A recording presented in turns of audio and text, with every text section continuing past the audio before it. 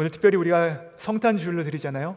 이 땅 가운데 오신 우리 구주 예수 그리스도, 그 임마누엘의 놀라운 은혜가 한 몸이는 우리 크린지 한인 교회 가운데 충만하시기를 우리 구주 예수님의 이름으로 축복드립니다. 성도님들, 이 성탄의 계절에 우리 가운데 찾아오신 그 주님으로 말미암아, 우리와 함께하고 하시는 예수님으로 말미암아 기쁨이 충만하시기를 우리 구주 예수님의 이름으로 다시 한번 축복드립니다. 오늘 본문의 배경은 우리가 함께 다니엘을 읽었는데요, 이 본문의 배경은 바벨론 제국을 다스리는, 통치하는 이 느부갓네살 왕이 금으로 만든 신상을 만들면서 시작하는 것을 볼 수 있습니다.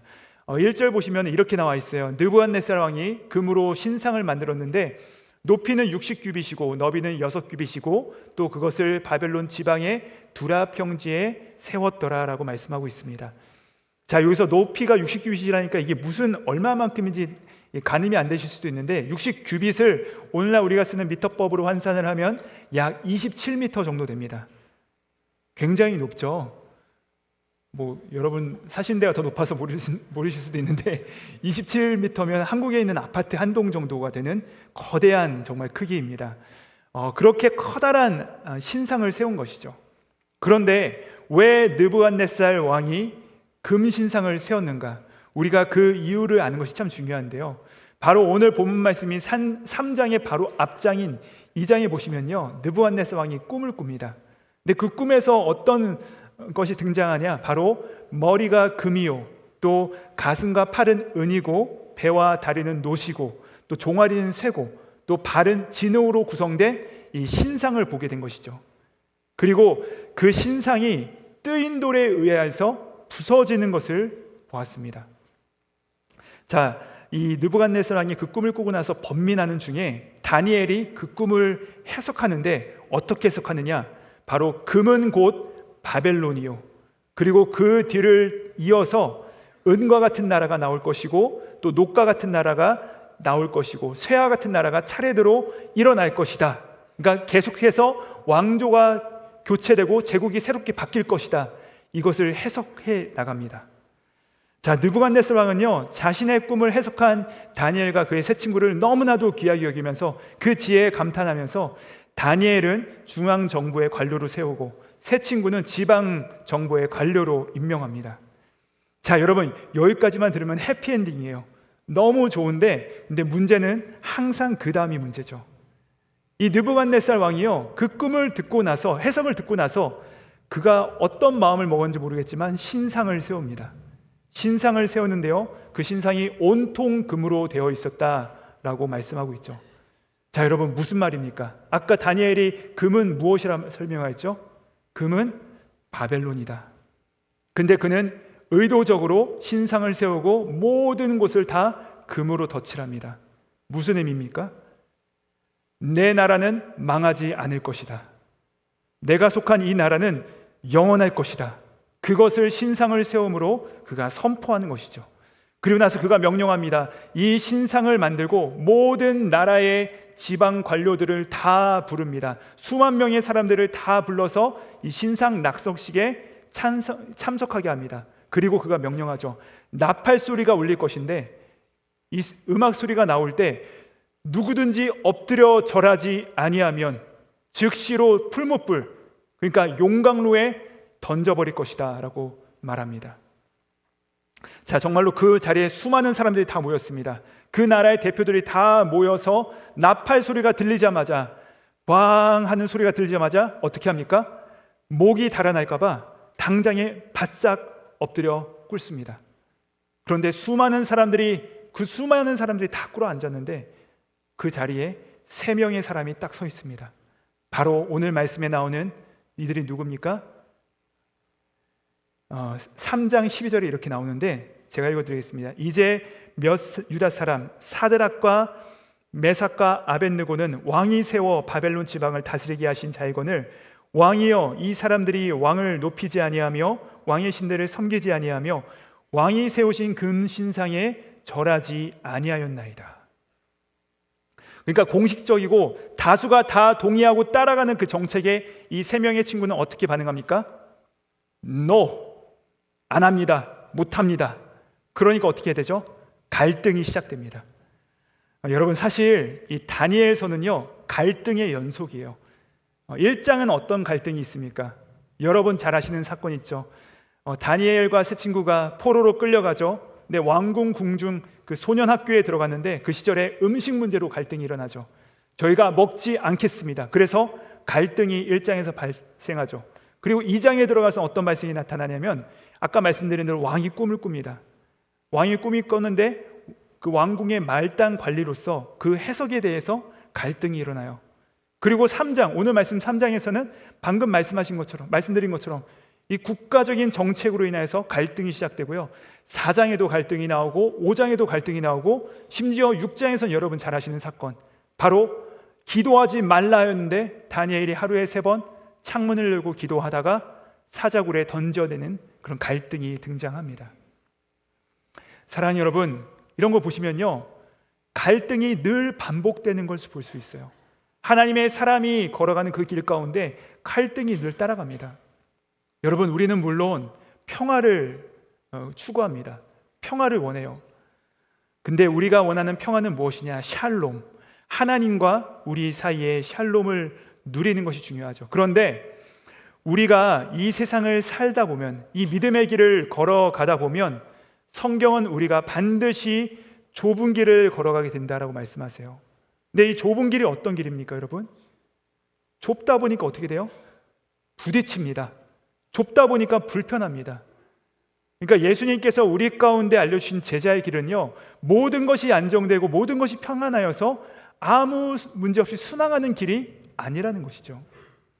우리에게 주님께서 이 다니엘 같은 계시를 보여주신 이유도 마찬가지입니다.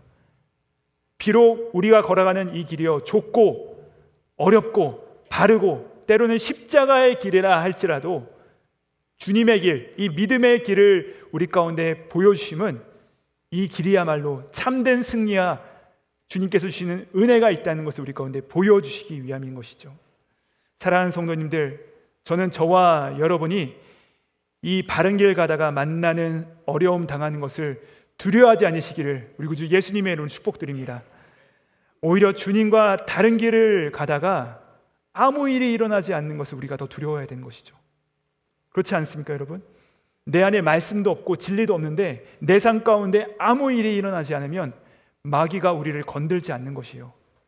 마귀가 우리를 볼 때 쟤는 건드리지 않아도 괜찮다라고 인정하는 사람이죠. 왜요? 건드릴 것이 하나도 없기 때문에. 여러분, 그러나 우리가 이 믿음의 길을 걸어갈 때 주님께서 우리 가운데 부대낌을 허락하시는 이유는요, 우리를 고통스럽게 하고 낙심시키기 위함이 아니요, 우리로 넉넉히 이기는 그 이긴 자의 승리를 우리 가운데 보여주시기 위해서 하나님께서 갈리낌을 허락하심을 다시 한번 기억하시는 저와 여러분 되기를 주님의 이름으로 축복드립니다. 자, 이제 이 세 친구 앞에서 아까 말씀드렸듯이 7배나 뜨거운 그 용광로가 놓여졌습니다. 사실 이 용광로는요, 무엇을 위한 용도였냐면 아까 말씀드린 그 27m의 그 커다란 신상을 만들기 위한 용광로예요. 그러니까 얼마나 뜨겁고 얼마나 컸겠습니까? 그리고 왕은 그 앞에서 이들을 협박합니다. 너희가 신상 앞에 엎드리면 내가 살려주겠다. 다시 한번 기회를 준다. 엎드려라. 자, 그러자 사드락, 메삭, 아벳느고가 어떻게 대답합니까? 왕이여, 우리가 왕에게 더 이상 말할 필요가 없습니다. 그러면서 그 유명한 말씀을 하죠. 옛날 성경에는 뭐라고 표현하냐면 그리 아니하실지라도, 오늘날 우리가 읽는 성경에는 뭐라고 표현되어 있습니까? 그렇게 하지 아니하실지라도. 이런 신앙을 고백을 하면서 그들은 실제로 시풀무불에 던져지게 되고 그럼에도 불구하고 전혀 상하지 않고 그들이 구원을 받았더라. 이런 어렸을 때부터 우리가 성경 말씀을 익히 들어왔던 그 내용, 그 사건, 그리고 심지어 신앙생활을 조금 하셨다 할지라도 한 번쯤은 교회에서 들어봤을 법한 그 유명한 사건이 등장하게 됩니다. 그런데 여기서 우리가 한 번쯤은 생각해 봐야 할 부분이 있다는 것이죠. 그리 하지 아니하실지라도 왕의 신상에 우리가 절하지 않겠습니다. 그리고 하나님께서 그들을 구원하셨다. 이 사건만으로도 사실 우리는요, 큰 위로와 격려를 받습니다. 그렇죠? 우리 자녀들도 이 이야기를 들을 때마다 참 기뻐하면서 그들의 믿음의 열매를 즐거워하죠. 근데 여러분, 이 시간 우리가 함께 묵상해 보고자 하는 것은 무엇이냐면은 이들이 이렇게 담대하게 그리하지 아니하실지라도 라고 고백할 수 있었던 그 기초가 무엇이냐, 그 파운데이션이 무엇이냐라는 것이죠. 도대체 이들이 무슨 생각이 있었기 때문에 주변에 가기만 해도 사람이 타버리는 7배나 뜨거운 그 용광로 앞에서도 그리하지 아니하실지라도, 우리를 살려내지 아니하실지라도, 하나님께서 설사 우리를 돌아보지 아니하실지라도 당신과 당신이 만든 그 심상 앞에 나는 절할 수 없습니다, 이렇게 말할 수 있었을까? 그 뿌리가 무엇이었을까? 우리가 함께 상고해 보자는 것입니다. 여러분, 이 금신상에 절하지 않고 풀무불에 던져졌으나 기적적으로 구원을 받은 이 사건, 이것이 바로 우리에게 던져주는 메시지가 무엇인가? 그 첫 번째는 바로 진리는요, 선택이 아니라 믿음이다라는 것입니다. 다시 한번 말씀드립니다. 진리는요, 선택이 아니라 믿음입니다. 사랑하는 여러분, 우리의 신앙생활, 우리 가운데 주어진 이 그리스도의 복음은요, 우리가 선택한 것이 아니라 믿음으로 우리 가운데 초청받은, 우리가 그 믿음 안에 들어가게 된 놀라운 사건이라는 것이죠. 왕이요, 이 세 명을 불에 던지기 전에 아까 말씀드린 것처럼 다시 한번 생각해봐라, 다시 한번 기회를 준다라고 말을 합니다. 왜 그랬을까요? 이들을 너무나도 아꼈기 때문이죠. 너무나도 유망했던 것입니다. 다시 한번 더 생각해 볼 기회를 그들에게 줍니다. 그러나 여러분, 이 질문을 통해서 우리는요, 왕과 세상 사람들이 생각하는 바와 또 이 세 친구가 생각하는 바, 그 사이에 결코 건널 수 없는 강이 흐르는 것을 우리가 볼 수가 있습니다. 이 왕의 신문 장면에 대해서 우리가 다시 한번 좀 읽어봤으면 좋겠는데요, 우리 14절부터 15절 말씀 같이 한번 다시 한번 읽어보도록 하시겠습니다. 시작. 느부갓네살이 그들에게 물어 이르되 사드락 메삭 아벳느고야, 너희가 내 신을 섬기지 아니하며 내가 세운 금신상에게 절하지 아니한다 하니 사실이냐? 이제라도 너희가 준비하였다가 나팔과 피리와 수금과 사명금과 양금과 생황과 및 모든 악기 소리를 들을 때 내가 만든 신상 앞에 엎드려 절하면 좋거니와, 너희가 만일 절하지 아니하면 즉시 너희를 맹렬히 타는 풀무불 가운데 던져 넣을 것이니 능히 너희를 내 손에서 건져낼 신이 누구이겠느냐 하니. 아멘. 자, 뭐라 하는 겁니까? 이제라도 절하면 용서하겠다라고 말하는 것이죠. 이때 세 친구가 왕 앞에서 대답한 바가 16절부터 18절 말씀인데요, 이 말씀 너무나도 유명한 말씀이니까 우리 귀하신 하나님의 말씀 한 번 더 읽어보도록 하시겠습니다. 시작.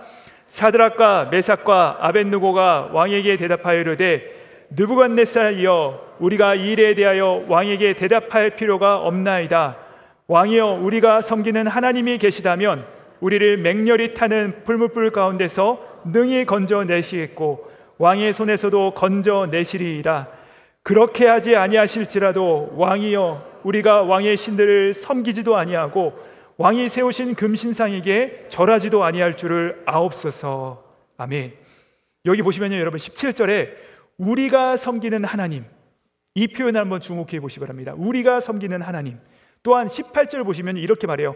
왕의 신들, 또 금신상이 등장하는데 금신상은 그냥 금신상을 부르지 않고 뭐라 얘기하냐면 꼭 그 앞에 붙는 표현이 뭐예요? 왕이 세우신 금신상이라고 표현합니다. 즉 금신상인데 당신이 세운 것이라는 것입니다. 우리는 하나님을 섬기는 자들이고 왕은 왕이 세운 신상을 섬겨라, 그것은 왕의 생각이고요, 더 나아가 왕 자체를 섬기라는 것이죠. 그것이 바로 이 둘 사이에 건널 수 없는 간극이라는 것입니다. 즉 여러분 16절과 18절 말씀은 쉽게 풀이하자면 이런 것이에요. 왕이 말씀하신 신은 당신의 신이십니다. 저 금신상도 당신께서 만드신 것입니다. 그러나 우리는 저것들을 섬길 수가 없습니다. 우리는 여호와 하나님만을 섬깁니다. 왜냐하면 여호와 하나님만이 우리의 참신이시기 때문에 그렇습니다. 그분만이 우리의 섬김을 받으실 분이시기 때문에 그렇습니다. 우리가 여호와 하나님을 섬기는 것은 그분께서 힘이 많기 때문도 아니고 그분께서 기적을 행하실 수 있기 때문도 아닙니다. 물론 그분께서는 힘도 많으시고 기적도 행하시는 분이십니다. 그러나 그렇다 하지 않다 할지라도, 즉 우리에게 유익이 없다 할지라도 단지 그분만을 섬기겠습니다. 왜냐하면 오직 유일하신 하나님만 섬김을 받으시기에 합당하시기 때문입니다. 사랑하는 여러분, 이 세 친구의 고백은 금신상과 하나님 사이에서 선택하는 그 결정이 아닙니다. 다시 한번 말씀드릴게요. 이 세 친구의 고백은요, 금신상과 하나님 사이에서 하나를 선택하는 결정이 아니라는 것이에요. 금신산도 신이고 하나님도 신인데 우리는 더 좋은 신을 섬기겠다라는 도박이 아니라는 것입니다. 하나님만 참 신이십니다 라는 확실한 기초, 즉 이 펀더멘탈이 있다는 것입니다. 하나님이 더 센가 아니면 이 신이 더 센가, 그것을 저울질하다가 한 가지를 고르는 갬블링이 아니라는 것이죠. 느부갓네살 왕은요, 도박하듯이 여러 신들을 섬겼어요. 그의 나라 가운데 가뭄이 들면 바알 신을 섬깁니다. 또 전쟁을 나라기 위해선 전쟁의 신인 마르둑을 섬깁니다. 또 이 나라 가운데 정말 아이를 낳기 위해서는 마치 한국의 그 삼신할매처럼 어떤 특정 신에 대해서 치성을 드리고 정성을 막 드리는 것이죠. 근데 여러분, 이렇게 도박하기 때문에 늘 불안한 것입니다. 하나님을 모르고 종교 생활하는 혹시 우리 가운데 있는 분들 중에서 그런 분들도 역시 불안하기 마련입니다. 여러분, 도박을 하듯 신앙생활하는 종교인들은요, 늘 무엇을 요구하냐면 대가를 요구합니다. 내가 1년 12달 동안 최선을 다하여서 하나님의 교회를 섬길 테니 나에게 이런 일을 하지 아니하시면 내가 여기서 당장 떠나겠습니다. 내게 이런 일을 하지 아니하시면 내가 당신을 더 이상 섬기지 않겠습니다. 조건을 거는 것이죠. 도박처럼. 그러나 여러분, 하나님은 어떤 분이십니까? 하나님은 도박의 대상이 아니십니다. 그분은 확실히 계시는 믿음의 대상이십니다. 하나님만 하나님이시죠. 그래서 여러분, 믿음이 오면요, 우리 가운데 참된 믿음이 오면 불안이 그치게 됩니다. 왜 그래요? 살아도 죽어도 우리가 이 땅의 삶을 살아갈 때 그분께서 연장시켜 주셔도, 혹은 이 땅 가운데의 삶이 끝난다 할지라도 유일하시고 흔들리지 아니하시는 그 신실하신 하나님의 계획을 우리는 분명히 믿기 때문에 그분께 대가를 요구하지 않습니다. 살려주시면 믿겠습니다가 아니라는 것이죠. 살리셔도 하나님이시요 죽이셔도 하나님이십니다. 불 속에 능히 우리를 던지실 때 우리를 구원하실 수도 있지만, 설사 불 가운데서도 나의 삶이 마감된다 할지라도 하나님은 여전히 하나님이십니다. 여러분, 저 맨하탄에 가보시면요, 각 기업들의 그 수익과 또 각 기업들의 어떻게 돈을 버는지를 연구하고 투자하는 그런 기관들이 있습니다. 월스트리트라고 하죠. 근데 그 사람들이요, 이 주가가 올라가고 내려가고 그 그래프를 보면서 투자를 하지 않습니다. 그럼 그 사람들이 무엇을 보느냐? 진짜 유명한 투자자들은 이 그래프에 따라서 요동하지 않고요, 뭘 보느냐? 그들이 투자할 그 기업의 펀더멘탈을 봅니다. 즉 무엇이에요? 그 기업의 기초와 저력과 실력을 본다는 것이에요. 그래서 때로는 그것이 내려간다 할지라도 그 기업이 확실하면 그들은 두려움 없이 그것에 투자를 하는 것이죠. 근데 여러분, 만약에요, 주식시장에 그 올라갔다 내려갔다는 그 그래프만 보고서 돈을 넣었다 뺐다 하면 그것은 사실 투자가 아니라 투기인 것이죠. 그렇지 않겠습니까? 갬블링하는 것입니다. 올라갈 때 사고, 내려갈 때 던지고. 근데 여러분, 진짜 실력을 보는 사람들은요, 가격이 내려갈 때 사고, 올라갈 때까지 참습니다. 하물며 세상도 그러할진데, 여러분, 우리의 신앙은 생명에 관한 문제가 아니겠습니까? 그러니 우리가 어려울 때, 우리 삶이 밑으로 내려가는 것 같을 때 어떻게 해야 되겠습니까? 더욱더 주님을 의지해야 되는 것이죠. 흔들릴 때 우리가 주님을 더욱더 붙들어야 되는 것이죠. 불 속에 들어가고 내 목숨이 경각에 선다 할 때 그때야말로 확실한 반석 위에 서야 되는 것 아니겠습니까? 왜 그렇게 우리는 이 조그만 시험에도 포기합니까? 왜 이렇게 쉽게 낙심하고 좌절합니까? 왜 이렇게 도망갑니까? 왜 이렇게 우리가 어려움을 당할 때 마치 그 엘라의 골짜기 앞에서 이 골리앗 앞에 서 있던 그 사울과 이스라엘 군대처럼 왜 이렇게 두려워합니까? 아직 하나님이 신실한 반석이 우리에게 되지 못하셨기 때문이 아니겠습니까? 그러나 여러분, 이 세 친구의 그리 아니하실지라도 라는 고백은 어떻게 해서 가능했습니까? 주님만 진짜이시기 때문에 그렇습니다. 금신상과 하나님 사이에서 어디에다 투자해야 수익률이 좋을지를 탐색한 것이 아니라는 것이요, 하나님만이 영원한 기업이시고 나의 영원하신 기업이 생명보다 귀하다라고 고백하면서 그 동행하는 믿음이 있었기 때문에 그들은 과감하게 하나님께 모든 것을 걸었던 것입니다. 여러분, 그래요. 내 삶 가운데 오름도 있고요, 내림도 있습니다. 때로는 내 삶 가운데 나를 살리는 것 같은 삶도, 기쁨도 오지만 나를 죽이는 것 같은 어려움도 있어요. 때로는 내 삶 가운데 어려움도 있게 하시고 좋기도 하게 하시지만 결국 중요한 것은 무엇이냐? 하나님이 결국 승리하신다는 사실입니다. 그러므로 하나님과 동행하는 것이 마땅합니다. 믿으시는 저와 여러분 되시기를 주님의 이름으로 축복드립니다. 그래요, 여러분, 제가 오늘 말씀 준비하다가 이 세 친구들에게 있었던 마음이 바로 이것이 아니었을까라고 생각을 했어요. 그들은요, 그 영원하신 하나님, 저 계시를 보여주신 하나님, 저 영원한 천국을 보여주신 하나님, 저 영원한 나라의 승리를 그들 가운데 이미 보여준 것이죠.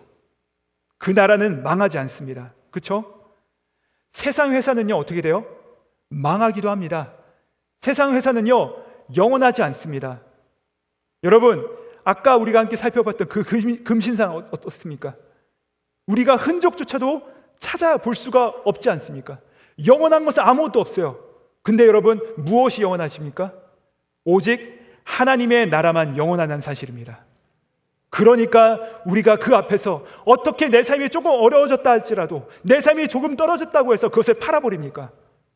그러니까 우리가 매번 손해를 보는 거 아니겠습니까? 펀더멘탈이 중요하다는 것입니다. 아까도 말씀드렸듯이 세계적인 투자자들은요, 오르고 내리고가 아니라 그 기업의 펀더멘탈, 그 기업 자체를 봐라라고 그들은 말한답니다.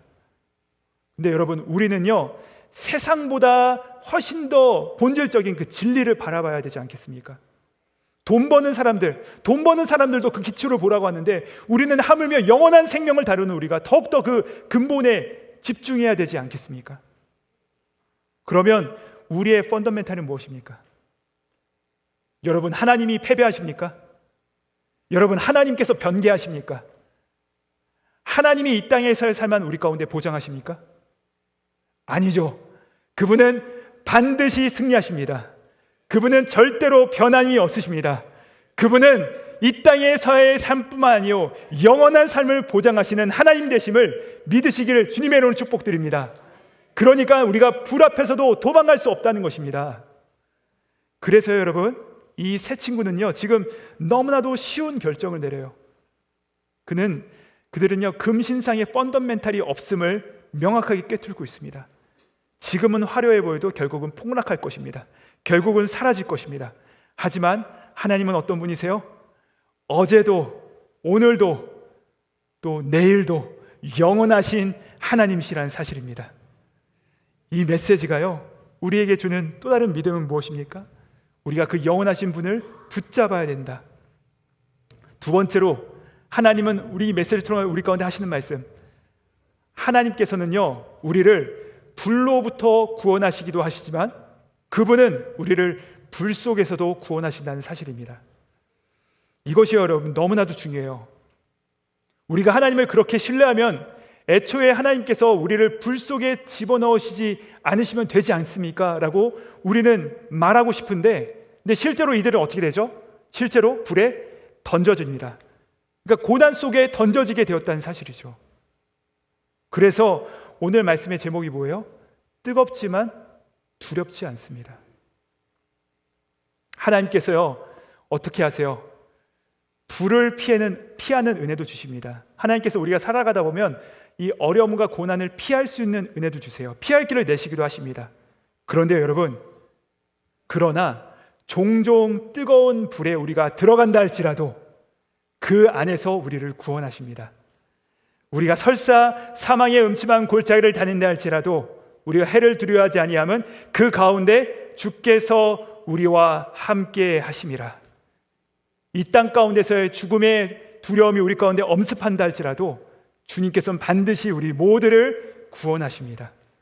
설사 우리의 몸이요 불 속에 던져져서 먼지처럼 타서 사라진다 할지라도 하나님 나라에서 저 영원한 약속이 우리 가운데 이미 보장되어 있기 때문에 그 약속을 신뢰하시며 나아가시는 저와 여러분 되시기를 우리 구주 예수님의 이름으로 축복드립니다. 그렇습니다. 여러분, 주님께서는 불 가운데서도 우리를 구원해내십니다. 말씀을 마무리합니다. 느부갓네살 왕이요 이 세 명의 친구를 던져놓고서 용광로를 유심히 바라봅니다. 그런데 분명히 세 명의 사람을 던졌는데 그 속에 누가 있었냐? 네 번째 사람이 있었다는 것이죠. 우리 함께 24절과 25절 말씀 같이 한번 읽어보도록 하시겠습니다. 함께 있습니다. 24절과 25절 말씀입니다. 시작. 그때 느부갓네살 왕이 놀라 급히 일어나서 모사들에게 물어 이르되 우리가 결박하여 불 가운데 던진 자는 세 사람이 아니었느냐 하니 그들이 왕에게 대답하여 이르되 왕이여 올소이다 하더라. 왕이 또 말하여 이르되 내가 보니 결박되지 아니한 네 사람이 불 가운데로 다니는데 상하지도 아니하였고 그 넷째 모양은 신들의 아들과 같도다 하고. 아멘. 분명히 세 명의 사람을 던졌는데 거기에 네 번째 사람이 있었다는 것입니다. 또 여러분 어때요? 묶어서 던졌어요. 근데 그 불 속에서 결박된 것이 풀린 상태로 돌아다녔다라는 것입니다. 자유했다는 것입니다. 여러분, 이 네 번째 존재가 누구십니까? 네 번째 존재가 누구세요? 아멘. 보라, 처녀가 잉태하여 아들을 낳을 것인데 그 이름을 임마누엘이라 하라. 번역한즉 주 하나님이 우리와 함께 계시다. 주 하나님이 우리와 함께 계시다. 뿐만 아니라 그분께서 오셔서, 성탄의 주님께서 오셔서 그분께서 우리 가운데 직접적으로 하신 말씀이 있죠. 무슨 약속을 하십니까? 볼지어다 내가 세상 끝날까지 너희와 항상 함께 있을 것이다. 끊임없이 이 임마누엘의 약속을 하신 그분이 누구십니까? 바로 인자, 사람의 아들로서 이 땅 가운데 오신 우리 구주 예수 그리스도의 현현이심을 믿으시길 바랍니다. 불 속에 던져졌는데 네 번째 사람이 있었다는 것이죠. 그렇습니다. 여러분, 우리는요 이 사실을 기억하셔야 됩니다. 저와 여러분이 이 사실을 반드시 붙잡아야 돼요. 여러분, 이들이 타는 듯한 불싸움에 던져졌습니다. 그러나 그 안에 네 번째 사람이 있었다는 사실을 우리가 기억하셔야 된다는 것입니다. 곧 임마누엘의 하나님이 그들과 동행했다는 것입니다. 사랑하는 여러분, 그 네 번째 사람이요 지금 우리와 함께 하십니다. 임마누엘이, 그분이 여러분과 항상 함께 동행하심을 믿으시길 축복드립니다. 이 네 번째 사람이 과연 나와 함께 하시는가? 우리가 이 사실을 반드시 붙잡아야 된다는 것이죠. 그분이 함께 하시기만 하면 우리는요 불 속에 들어가도 두렵지 않습니다. 물 속에 들어가도 두렵지 않습니다.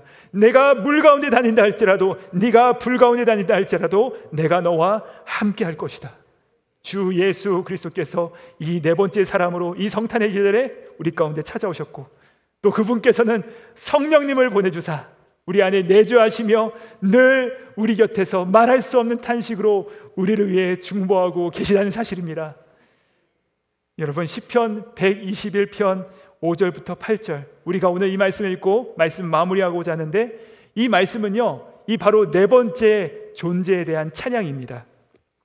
우리 함께 이 말씀 함께 읽도록 하시겠습니다. 시작.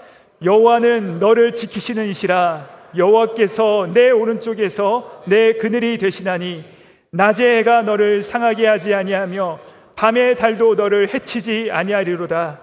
여호와께서 너를 지켜 모든 환난을 면하게 하시며 또 내 영혼을 지키시리로다.